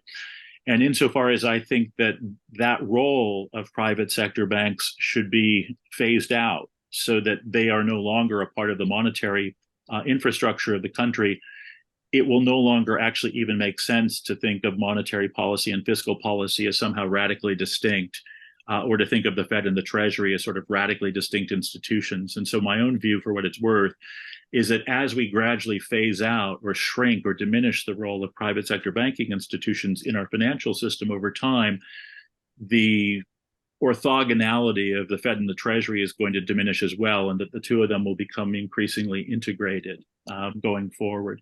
That's a sort of a long run project, you might say, for the country to embark upon. It could be done fairly quickly, but my guess is that people are going to have to acclimate themselves to it, and we're going to have to fight the banks to do it as well. And so it's going to take a while as a matter of political struggle. But functionally speaking, as we move in that direction, I think that the differences between Fed and Treasury will be less and less meaningful. Great. Thank you very much. Yeah, that's a very long-term yes, vision. Right. Especially given the politics of it, right? And the influence. Yeah. Okay, Joe, Mr. Polito, go ahead. Alfeca is more interesting, so let her go first. Okay. Oh, yeah, she was waving her hands, I think. Ms. Mutardi, go ahead. Hey, Alfeca. And unmute yourself, please. You're muted, yeah. There we go. But just to return to this, do I understand this, that with this Treasury Direct Accounts, it would still be the case that the government would maintain its account with the Federal Reserve, and then when it ran a deficit, it would still issue treasuries, and then the Fed could still buy them or not buy them, depending on whether it was going to monetize that debt? Is that all still the case? What do you mean by the orthogonality becomes less? Yeah. Well, I think so at the front end, Alfeca, I think the answer to your query is yes, right? I mean, to begin with, we wouldn't like immediately sort of collapse Fed issued instruments into Treasury issued instruments and make them both essentially the same thing. But I do think that over time, right, it would be less important or less necessary for the Fed to be monetizing Treasury instruments, which one way to think about it is it's just essentially the Fed converting, right, in effect swapping with Treasury, right? So Treasury issues an instrument with a coupon. Fed swaps for that its own instrument that doesn't have a coupon, or maybe does if it's basically crediting a Federal Reserve account that's maintained by a bank. If you think about it, there's a sense in which that's already a superfluous operation, right? I mean, another way to put this would be to say that there are very few distinctions now left between Federal Reserve account dollar credits on the one hand, and Treasury securities with a coupon that equals the IOR paid on Federal Reserve accounts on the other hand. There's the maturity. That's the big difference. There is the maturity. It's short term, and the treasuries are longer. True, but the rate, right, per period is identical, more or less, isn't it? It's just, sure, you don't get the full payout on the Treasury until the maturity date of it, but it's accruing over time. in the same way, of course, that that the IOR that's paid on your reserves is accruing over time. And so there's a little bit of difference still remaining. And of course, it's still the case that a paper dollar bill doesn't have a coupon or anything even equivalent to one. Almost has a negative one at the present time since there's inflation. But basically, one way to think about it, it seems to me, tell me if you of course know more about this stuff than I, Alfecca, but it seems to me, and you can correct me if I'm wrong, that the differences between Treasury securities on the one hand and Federal Reserve account money on the other hand are sort of gradually diminishing, that there's a kind of a gradual convergence underway between the two things, right? Well, yeah, because I mean, over time, the reserve requirement was dropped. Banks kept keeping reserves anyway, just in case. Yeah. And then it became really when they would get interest payments on those Federal Reserve accounts, it became interesting for them to keep more money in the Fed than they needed. And now with high Federal Reserve rates, it's even more interesting. So they're definitely, I mean, this idea of this TDAs, as I want to do it right away, because I told my bank, I mean, I would like to, keep my money at my credit union, but if you're only offering me 3.5% and I could get 5.5% from a 1-year Treasury, why wouldn't I do that? Why would you? Right? Yeah. Yeah. You're just being siphoned off of. Yeah. But my main question though is what's to prevent the Treasury from just running amok and printing its own money and not minding the store, which the federal, which any central bank is supposed to mind the value of the money supply. Yeah. Well, it seems to me that there's no reason you couldn't subject the Treasury to the same norms that the Fed is subjected to, right? I mean, if you think about it, so the supposed restriction on Treasury and on the Fed that's supposed to sort of maintain the discipline is the so-called open market requirement, right? But the thing is, we know that that's essentially a fiction in any event, right? Because there's already a three-way contract in place in effect. It's a sort of a gentleman's agreement, I guess you could say. And unfortunately, it still is gentlemen's for the most part, as you know, in these institutions. But in essence, basically, Treasury knows that dealer banks will purchase any amount that they issue. And the dealer banks, in turn, are willing to do that because they know that the Fed will purchase anything that they want to unload on the Fed. So, in effect, it's just a funneling operation as it is. In effect, the Fed is just basically monetizing whatever the Treasury wants monetized. And what that means, in turn, then, is that the ultimate constraint isn't really the quote-unquote market, or any sort of market discipline. It's really just, the conservatism of the Fed board. And it seems, in other words, they'll say, they would presumably, I mean, I'm imagining if, let's say that Janet Yellen, it's hard to imagine, of course, but let's imagine Yellen running amok, sort of not being who she generally is as a person, and she's sort of wanting to run amok. Well, my guess is, at the worst case scenario, Jay Powell says, Janet, yes, you're my mentor. Yes, I learned everything I know from you. But I have to sort of intervene now and admonish you to put out less of that debt. Yes, I'll keep monetizing for the time being because everybody's come to expect me to do this, to buy whatever the dealer banks want to sell.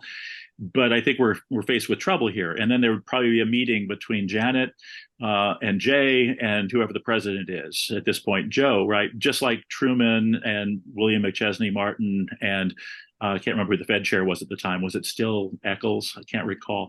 But in any event, you would have another sort of crisis, and you'd have to have like a three-way powwow between these three people, like in the early 1950s when the new Concordat was arrived at. But that's ultimately the constraint, right? What it ultimately really comes down to, at least if we're talking about the dollar, a dollar-denominated Treasury debt, because of the role of the dollar also in the global economy and the like, is the real constraint isn't even the market, and that it hasn't been forever. I mean, for many, many decades, if it ever was. It's really the president, the Treasury Secretary, and the Fed chair having to sort of agree. So I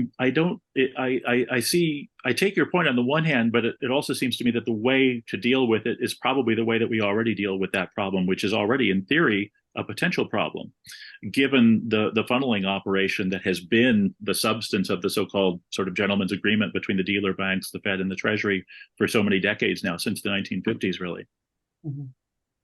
Is that responsive? Yeah. Thanks. Very interesting. Thanks, Joe. Young Kim, Yeah. welcome. Go ahead. Yeah, thank you. It's great to see you here. Great to see you, Young. Thanks. My question is that we have two big debts compared to available money to deal with the debts. Mm-hmm. Regarding your digital greenbacks as a new currency, how do you see to reconcile the size of the debt, or even your digital greenback should be used first for the payment of the debts? Yeah. Mm-hmm. Mm-hmm. Yeah, I think I might be overlooking something, and you can tell me if it seems that way. But I think that insofar as what I'm talking about essentially is a kind of a mechanism, right? A sort of a plumbing system, so to speak, that would enable direct access to publicly issued monies or near monies on the part of private sector citizens and businesses and the like, that it's kind of neutral with respect to the public debt, right? That it doesn't in and of itself affect the public debt one way or the other. It simply relocates a particular mechanism through which public debt is transferred to citizens in the form of monetary instruments, right? Or quasi-monetary instruments, right? In other words, insofar, if we think of dollars as monetary instruments and then treasury securities as sort of quasi-monetary instruments, there are various pipelines through which those instruments are disseminated, right, to businesses and to people and the like. And of course, those same pipelines are pipelines through which citizens transfer funds or monetary instruments to the government, be it to the Treasury or to the Fed indirectly. And I'm thinking that the sort of the adjustment or the addition to the plumbing, so to speak, that I'm advocating here is sort of neutral as to the debt itself, you know, how big it is, how small it is, how it's paid or how it is accumulated. I don't think that what I'm prescribing or suggesting here has any effect on it one way or the other. It just provides for some additional channels through which it could flow. It's almost like adding capillary systems to a body so that the blood can flow more fully to bring more nourishment to more cells or whatever. Now, I can imagine that if the effects of this that I suggest are likely to happen were indeed to happen, it might in some ways lower or have a put downward pressure on public debt, but not necessarily, but I can sort of imagine it. So for example, if the Fed no longer had to rely on private sector dealer banks as part of the transmission mechanism to conduct monetary policy, then there would be less rent extraction by those private sector banks in the transmission of monetary policy, right? So for example, if the Fed has to work through dealer banks to conduct its monetary policy, then of course, as the bankers say, well, we'll help you out for a small fee. And in effect, the Feds are paying essentially a premium, right, to the dealer banks to help conduct monetary policy through the open market operations that the Fed engages in. And if you were to cut out those middlemen, then of course there would be less public money drained off by those dealer banks for their quote unquote services, which you can sort of think of almost as a sort of a toll they are charging for use of a road that's not really even meant to be a toll road, right? So in that sense, I think there would be a savings that would inure to the benefit of the public fisc, which then might ultimately diminish the public debt. But that's a sort of a speculative prospect on my part, because of course, it might also be that if the public has to spend less to pay rents to the bankers, they would still borrow just as much, but they would just spend some of what they currently pay to the bankers to Ukraine or to Raytheon or somebody else. So I don't think there's a necessary effect on the public debt one way or the other by the mechanism that I'm proposing, but I do think that there would be a significant savings to the public sector by what I'm proposing, and that in turn could, of course, have a salutary effect on the debt itself. Thank you. One Sounds thing, reasonable. your proposal for the people's ledger as a digital greenback suggests me that if the people has the first authority on about money, the interest rate on the newly issued government bond should be lowered, not to rely on the FOMC. It should be predetermined by the people's, the public idea, public opinion. My proposal is just 2%. That's the or every central bank, every nation says that the inflation should be 2%. Control that 2%. All public debts rate, interest rate should be 2%, or more, or none less. Even looking some other countries like Brazil, or 15%, some countries 20%, Russia 20%. It's ridiculous. Not sustainable. Yeah, I think that, yeah, that's a really wonderfully provocative thought and very thought-provoking in particular. I think that the proposal, as I've presented it thus far, is sort of neutral on that question as well, but nevertheless has a connection to it. And here's what I mean by that. Nowadays, at present, when we think about modulating the money supply and basically sort of making sure that there's not an inflationary amount of money out there or a deflationary amount, the focal point, of course, becomes the federal funds rate, because that's the primary policy instrument, right? So we look at the Fed funds rate as, in effect, the fulcrum on which we sort of operate the lever to try to sort of speed up transaction activity or to slow down transaction activity in order in turn to, counteract growth slowing forces in the economy or to counteract growth, hyper growth generating forces. My proposal, if it were adopted, would change the focal point. In effect, instead of looking at the Fed funds rate as something as it's currently constituted, we would look probably at the rate paid on the TDAs, right? In other words, the interest paid out to the public on their Treasury direct accounts, because that would now become, as I was suggesting before, the primary policy lever, which I was arguing would actually be a superior policy lever, because of course it doesn't then depend on the cooperation of and the smooth functioning of the private sector banks that constitute important parts of the transition mechanism for monetary policy as currently conducted. If instead we were looking at, we were raising the rates that were paid people on their TDAs in order to encourage them to spend a little bit less to take a little bit of inflationary pressure out of the economy, or if we lowered those rates or even paid, sort of put extra into people's accounts in order to get them to spend more in order to counteract inflation, we would be looking at that rate now, I think, as the sort of most salient policy data point, right? The most salient lever and hence the most salient number. And I'm guessing, this is just sort of spitballing here, but because this would be a much more efficient, because direct, leak-proof mechanism for the transmission of monetary policy, we would actually be able to get by with rates different from now, right? That we wouldn't have to lower as much in order to encourage spending, in order to get people spending again in the midst of a bad period. And we wouldn't have to raise rates by as much either to slow things down, right? Because again, you take the leak out.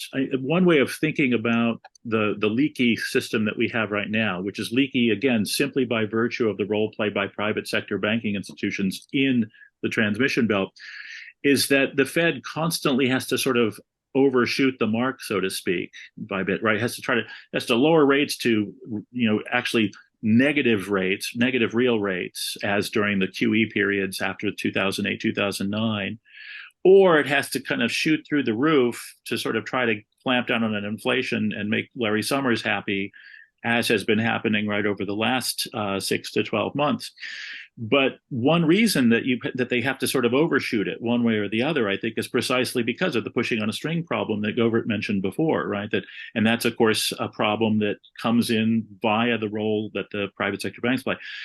If you have a more fine-tuned mechanism, such as this one would be, because you're directly affecting the accounts of the people whose consumer spending or consumer saving represents, what is it, 2/3 or something of the GDP every year, I think it's just a much more a much more bang for the buck sort of mechanism, as it were.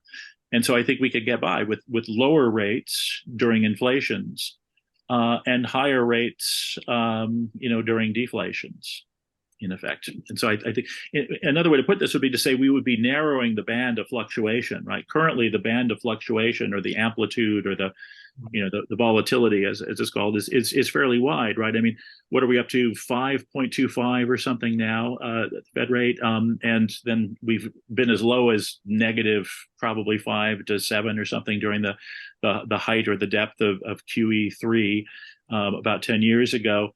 So that's an amplitude of around 10 percentage points, which I guess is 1,000 basis points.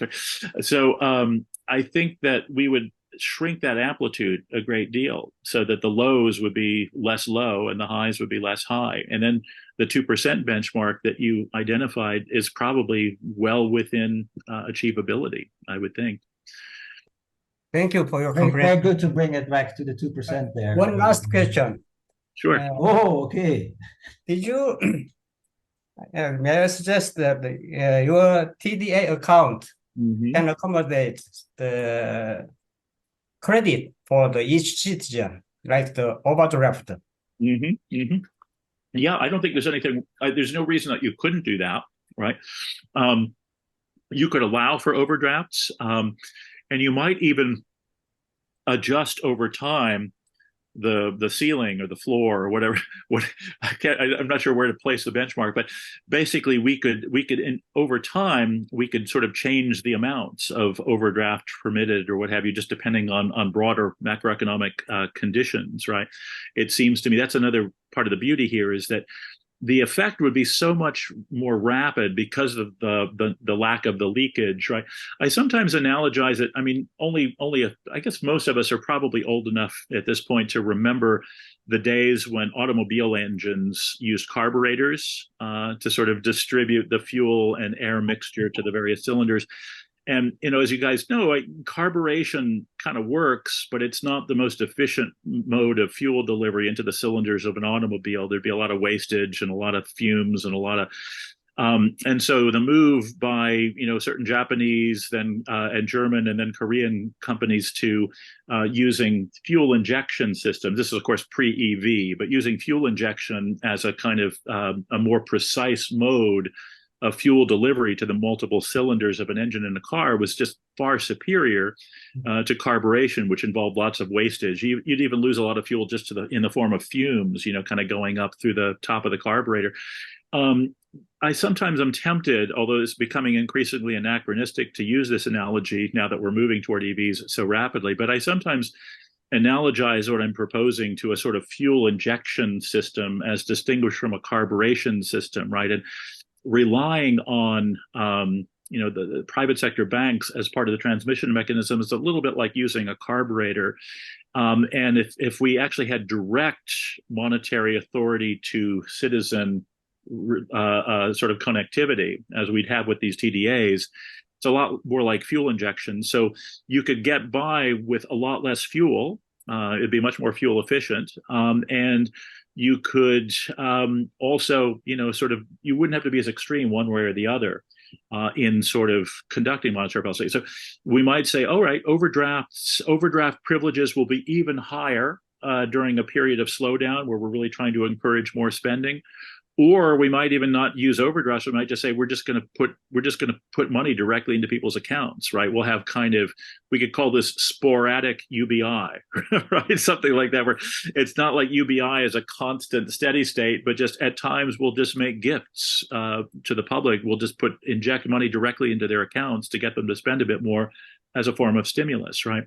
And in theory, you could do the opposite too. You could do temporary impoundment of the kind that Keynes suggested in How to Pay for the War during the Second World War. But that would be, of course, more controversial. You'd be sort of rubbing up against what the psychologists call the endowment effect and so forth. And so I would think it's probably best to avoid that. And you'd have to have a pretty extreme hyperinflation underway to warrant that anyway, which doesn't seem anywhere near being in sight. But I think in general, you could probably do most of what you want to accomplish through monetary policy simply by adjusting the rate that's paid on the TDAs, right?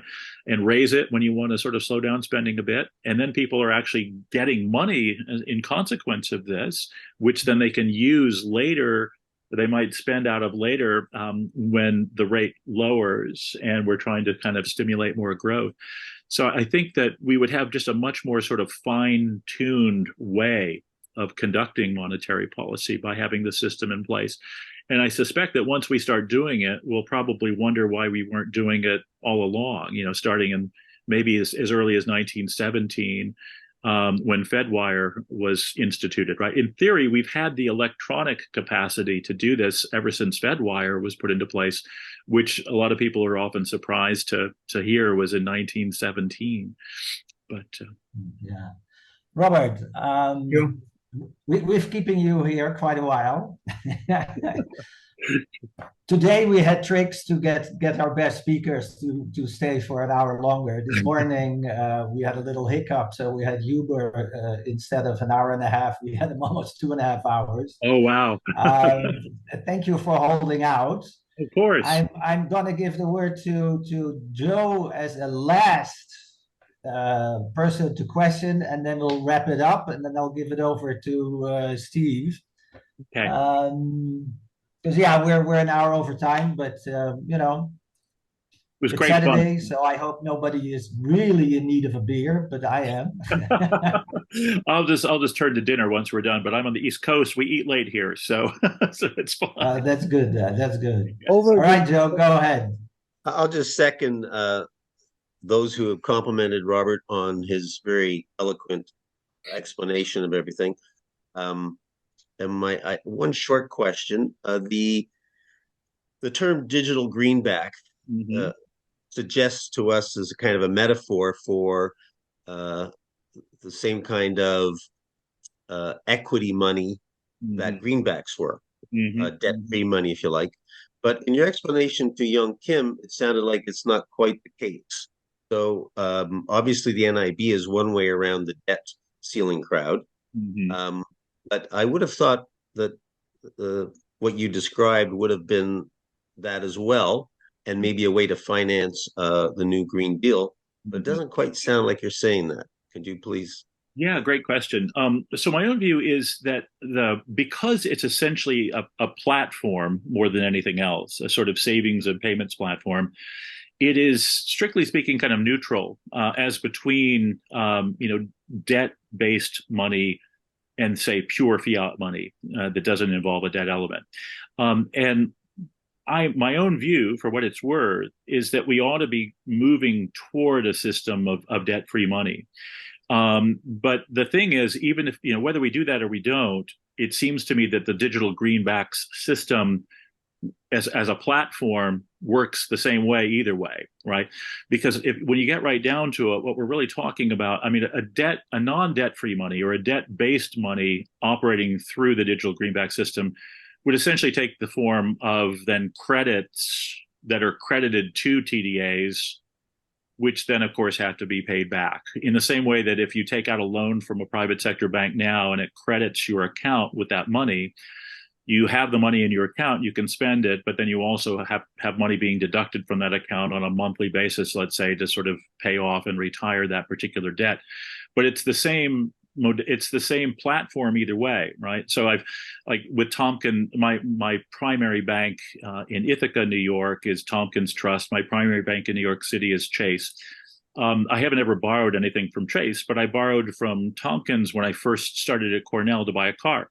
So I opened up an account with Tompkins Trust. And in addition, I took out a loan from Tompkins Trust. And what they did, of course, is they put the proceeds of the loan into the account that I opened with them.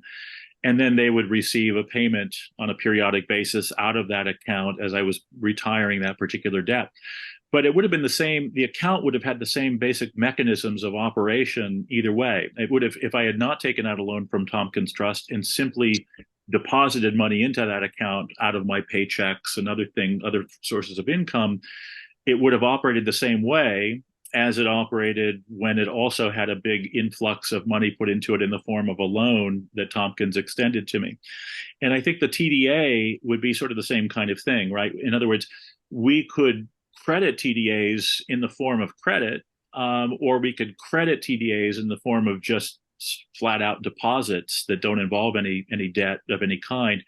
And it would operate the same way either way. And so in that sense, I think the system is sort of neutral as between debt-free monies and non-debt-free monies, even if I personally favor debt-free money and think we ought to be moving toward a system that involves debt-free money. While the term greenback in the name can sort of suggest a sort of a debt-free money in that sense, and hence might make it look as though I'm favoring that, I'm not too worried if it makes it look like I'm favoring that on the one hand, because again, I do favor it. But I would be a little concerned if it meant that people thought that the system only works with debt-free money. And in that sense, the reason I use the greenback term is basically to kind of convey the idea that this is a return to Treasury as the monetary authority, at least for these particular purposes. Because of course, before there was a Fed, Treasury was the only monetary authority that we had. And the paper currency that was issued was a Treasury associated paper currency, right? But in any event, I really love the question, Joe. And I think I'm a fellow traveler with you when it comes to the debt-free money preference on the one hand, but the platform on the other hand is in a certain sense neutral in the sense that it's usable in the same way, whether we be talking about debt-free money, non-debt-free money, or a mix of both, like my Tompkins Trust account over in Ithaca. Very much for the clarification. Oh, great. You bet. All right, thank you. It's not the end of the program, I think, but this segment, I want to end it with a hearty thanks to your keeping on and getting our questions answered and get some clarity about your idea. You might have gotten some fans for the idea itself, but also to think through all the alternatives that are out there, and indeed what the criteria should be. And you gave a really nice list of criteria about how do we have to from an ethical standpoint evaluate what is out there, and if we're a democracy enough, make the right choice. And that's, by the way, also one of the themes of this conference. There were quite some presentations about the ethical dimension of money and the criteria, and yeah, you added your voice to that. So great. Anyway, thank you so much. It's wonderful to meet you. I wish you good luck with the new books and your teaching. We might knock on your door again. Please do. It's just what a stimulating group you guys are. And again, I'm delighted. I already know a good number of you, not surprisingly, but it's so wonderful to meet more of you and to be part of this, and happy to take part and help out or contribute in any way at any time. Thanks so much.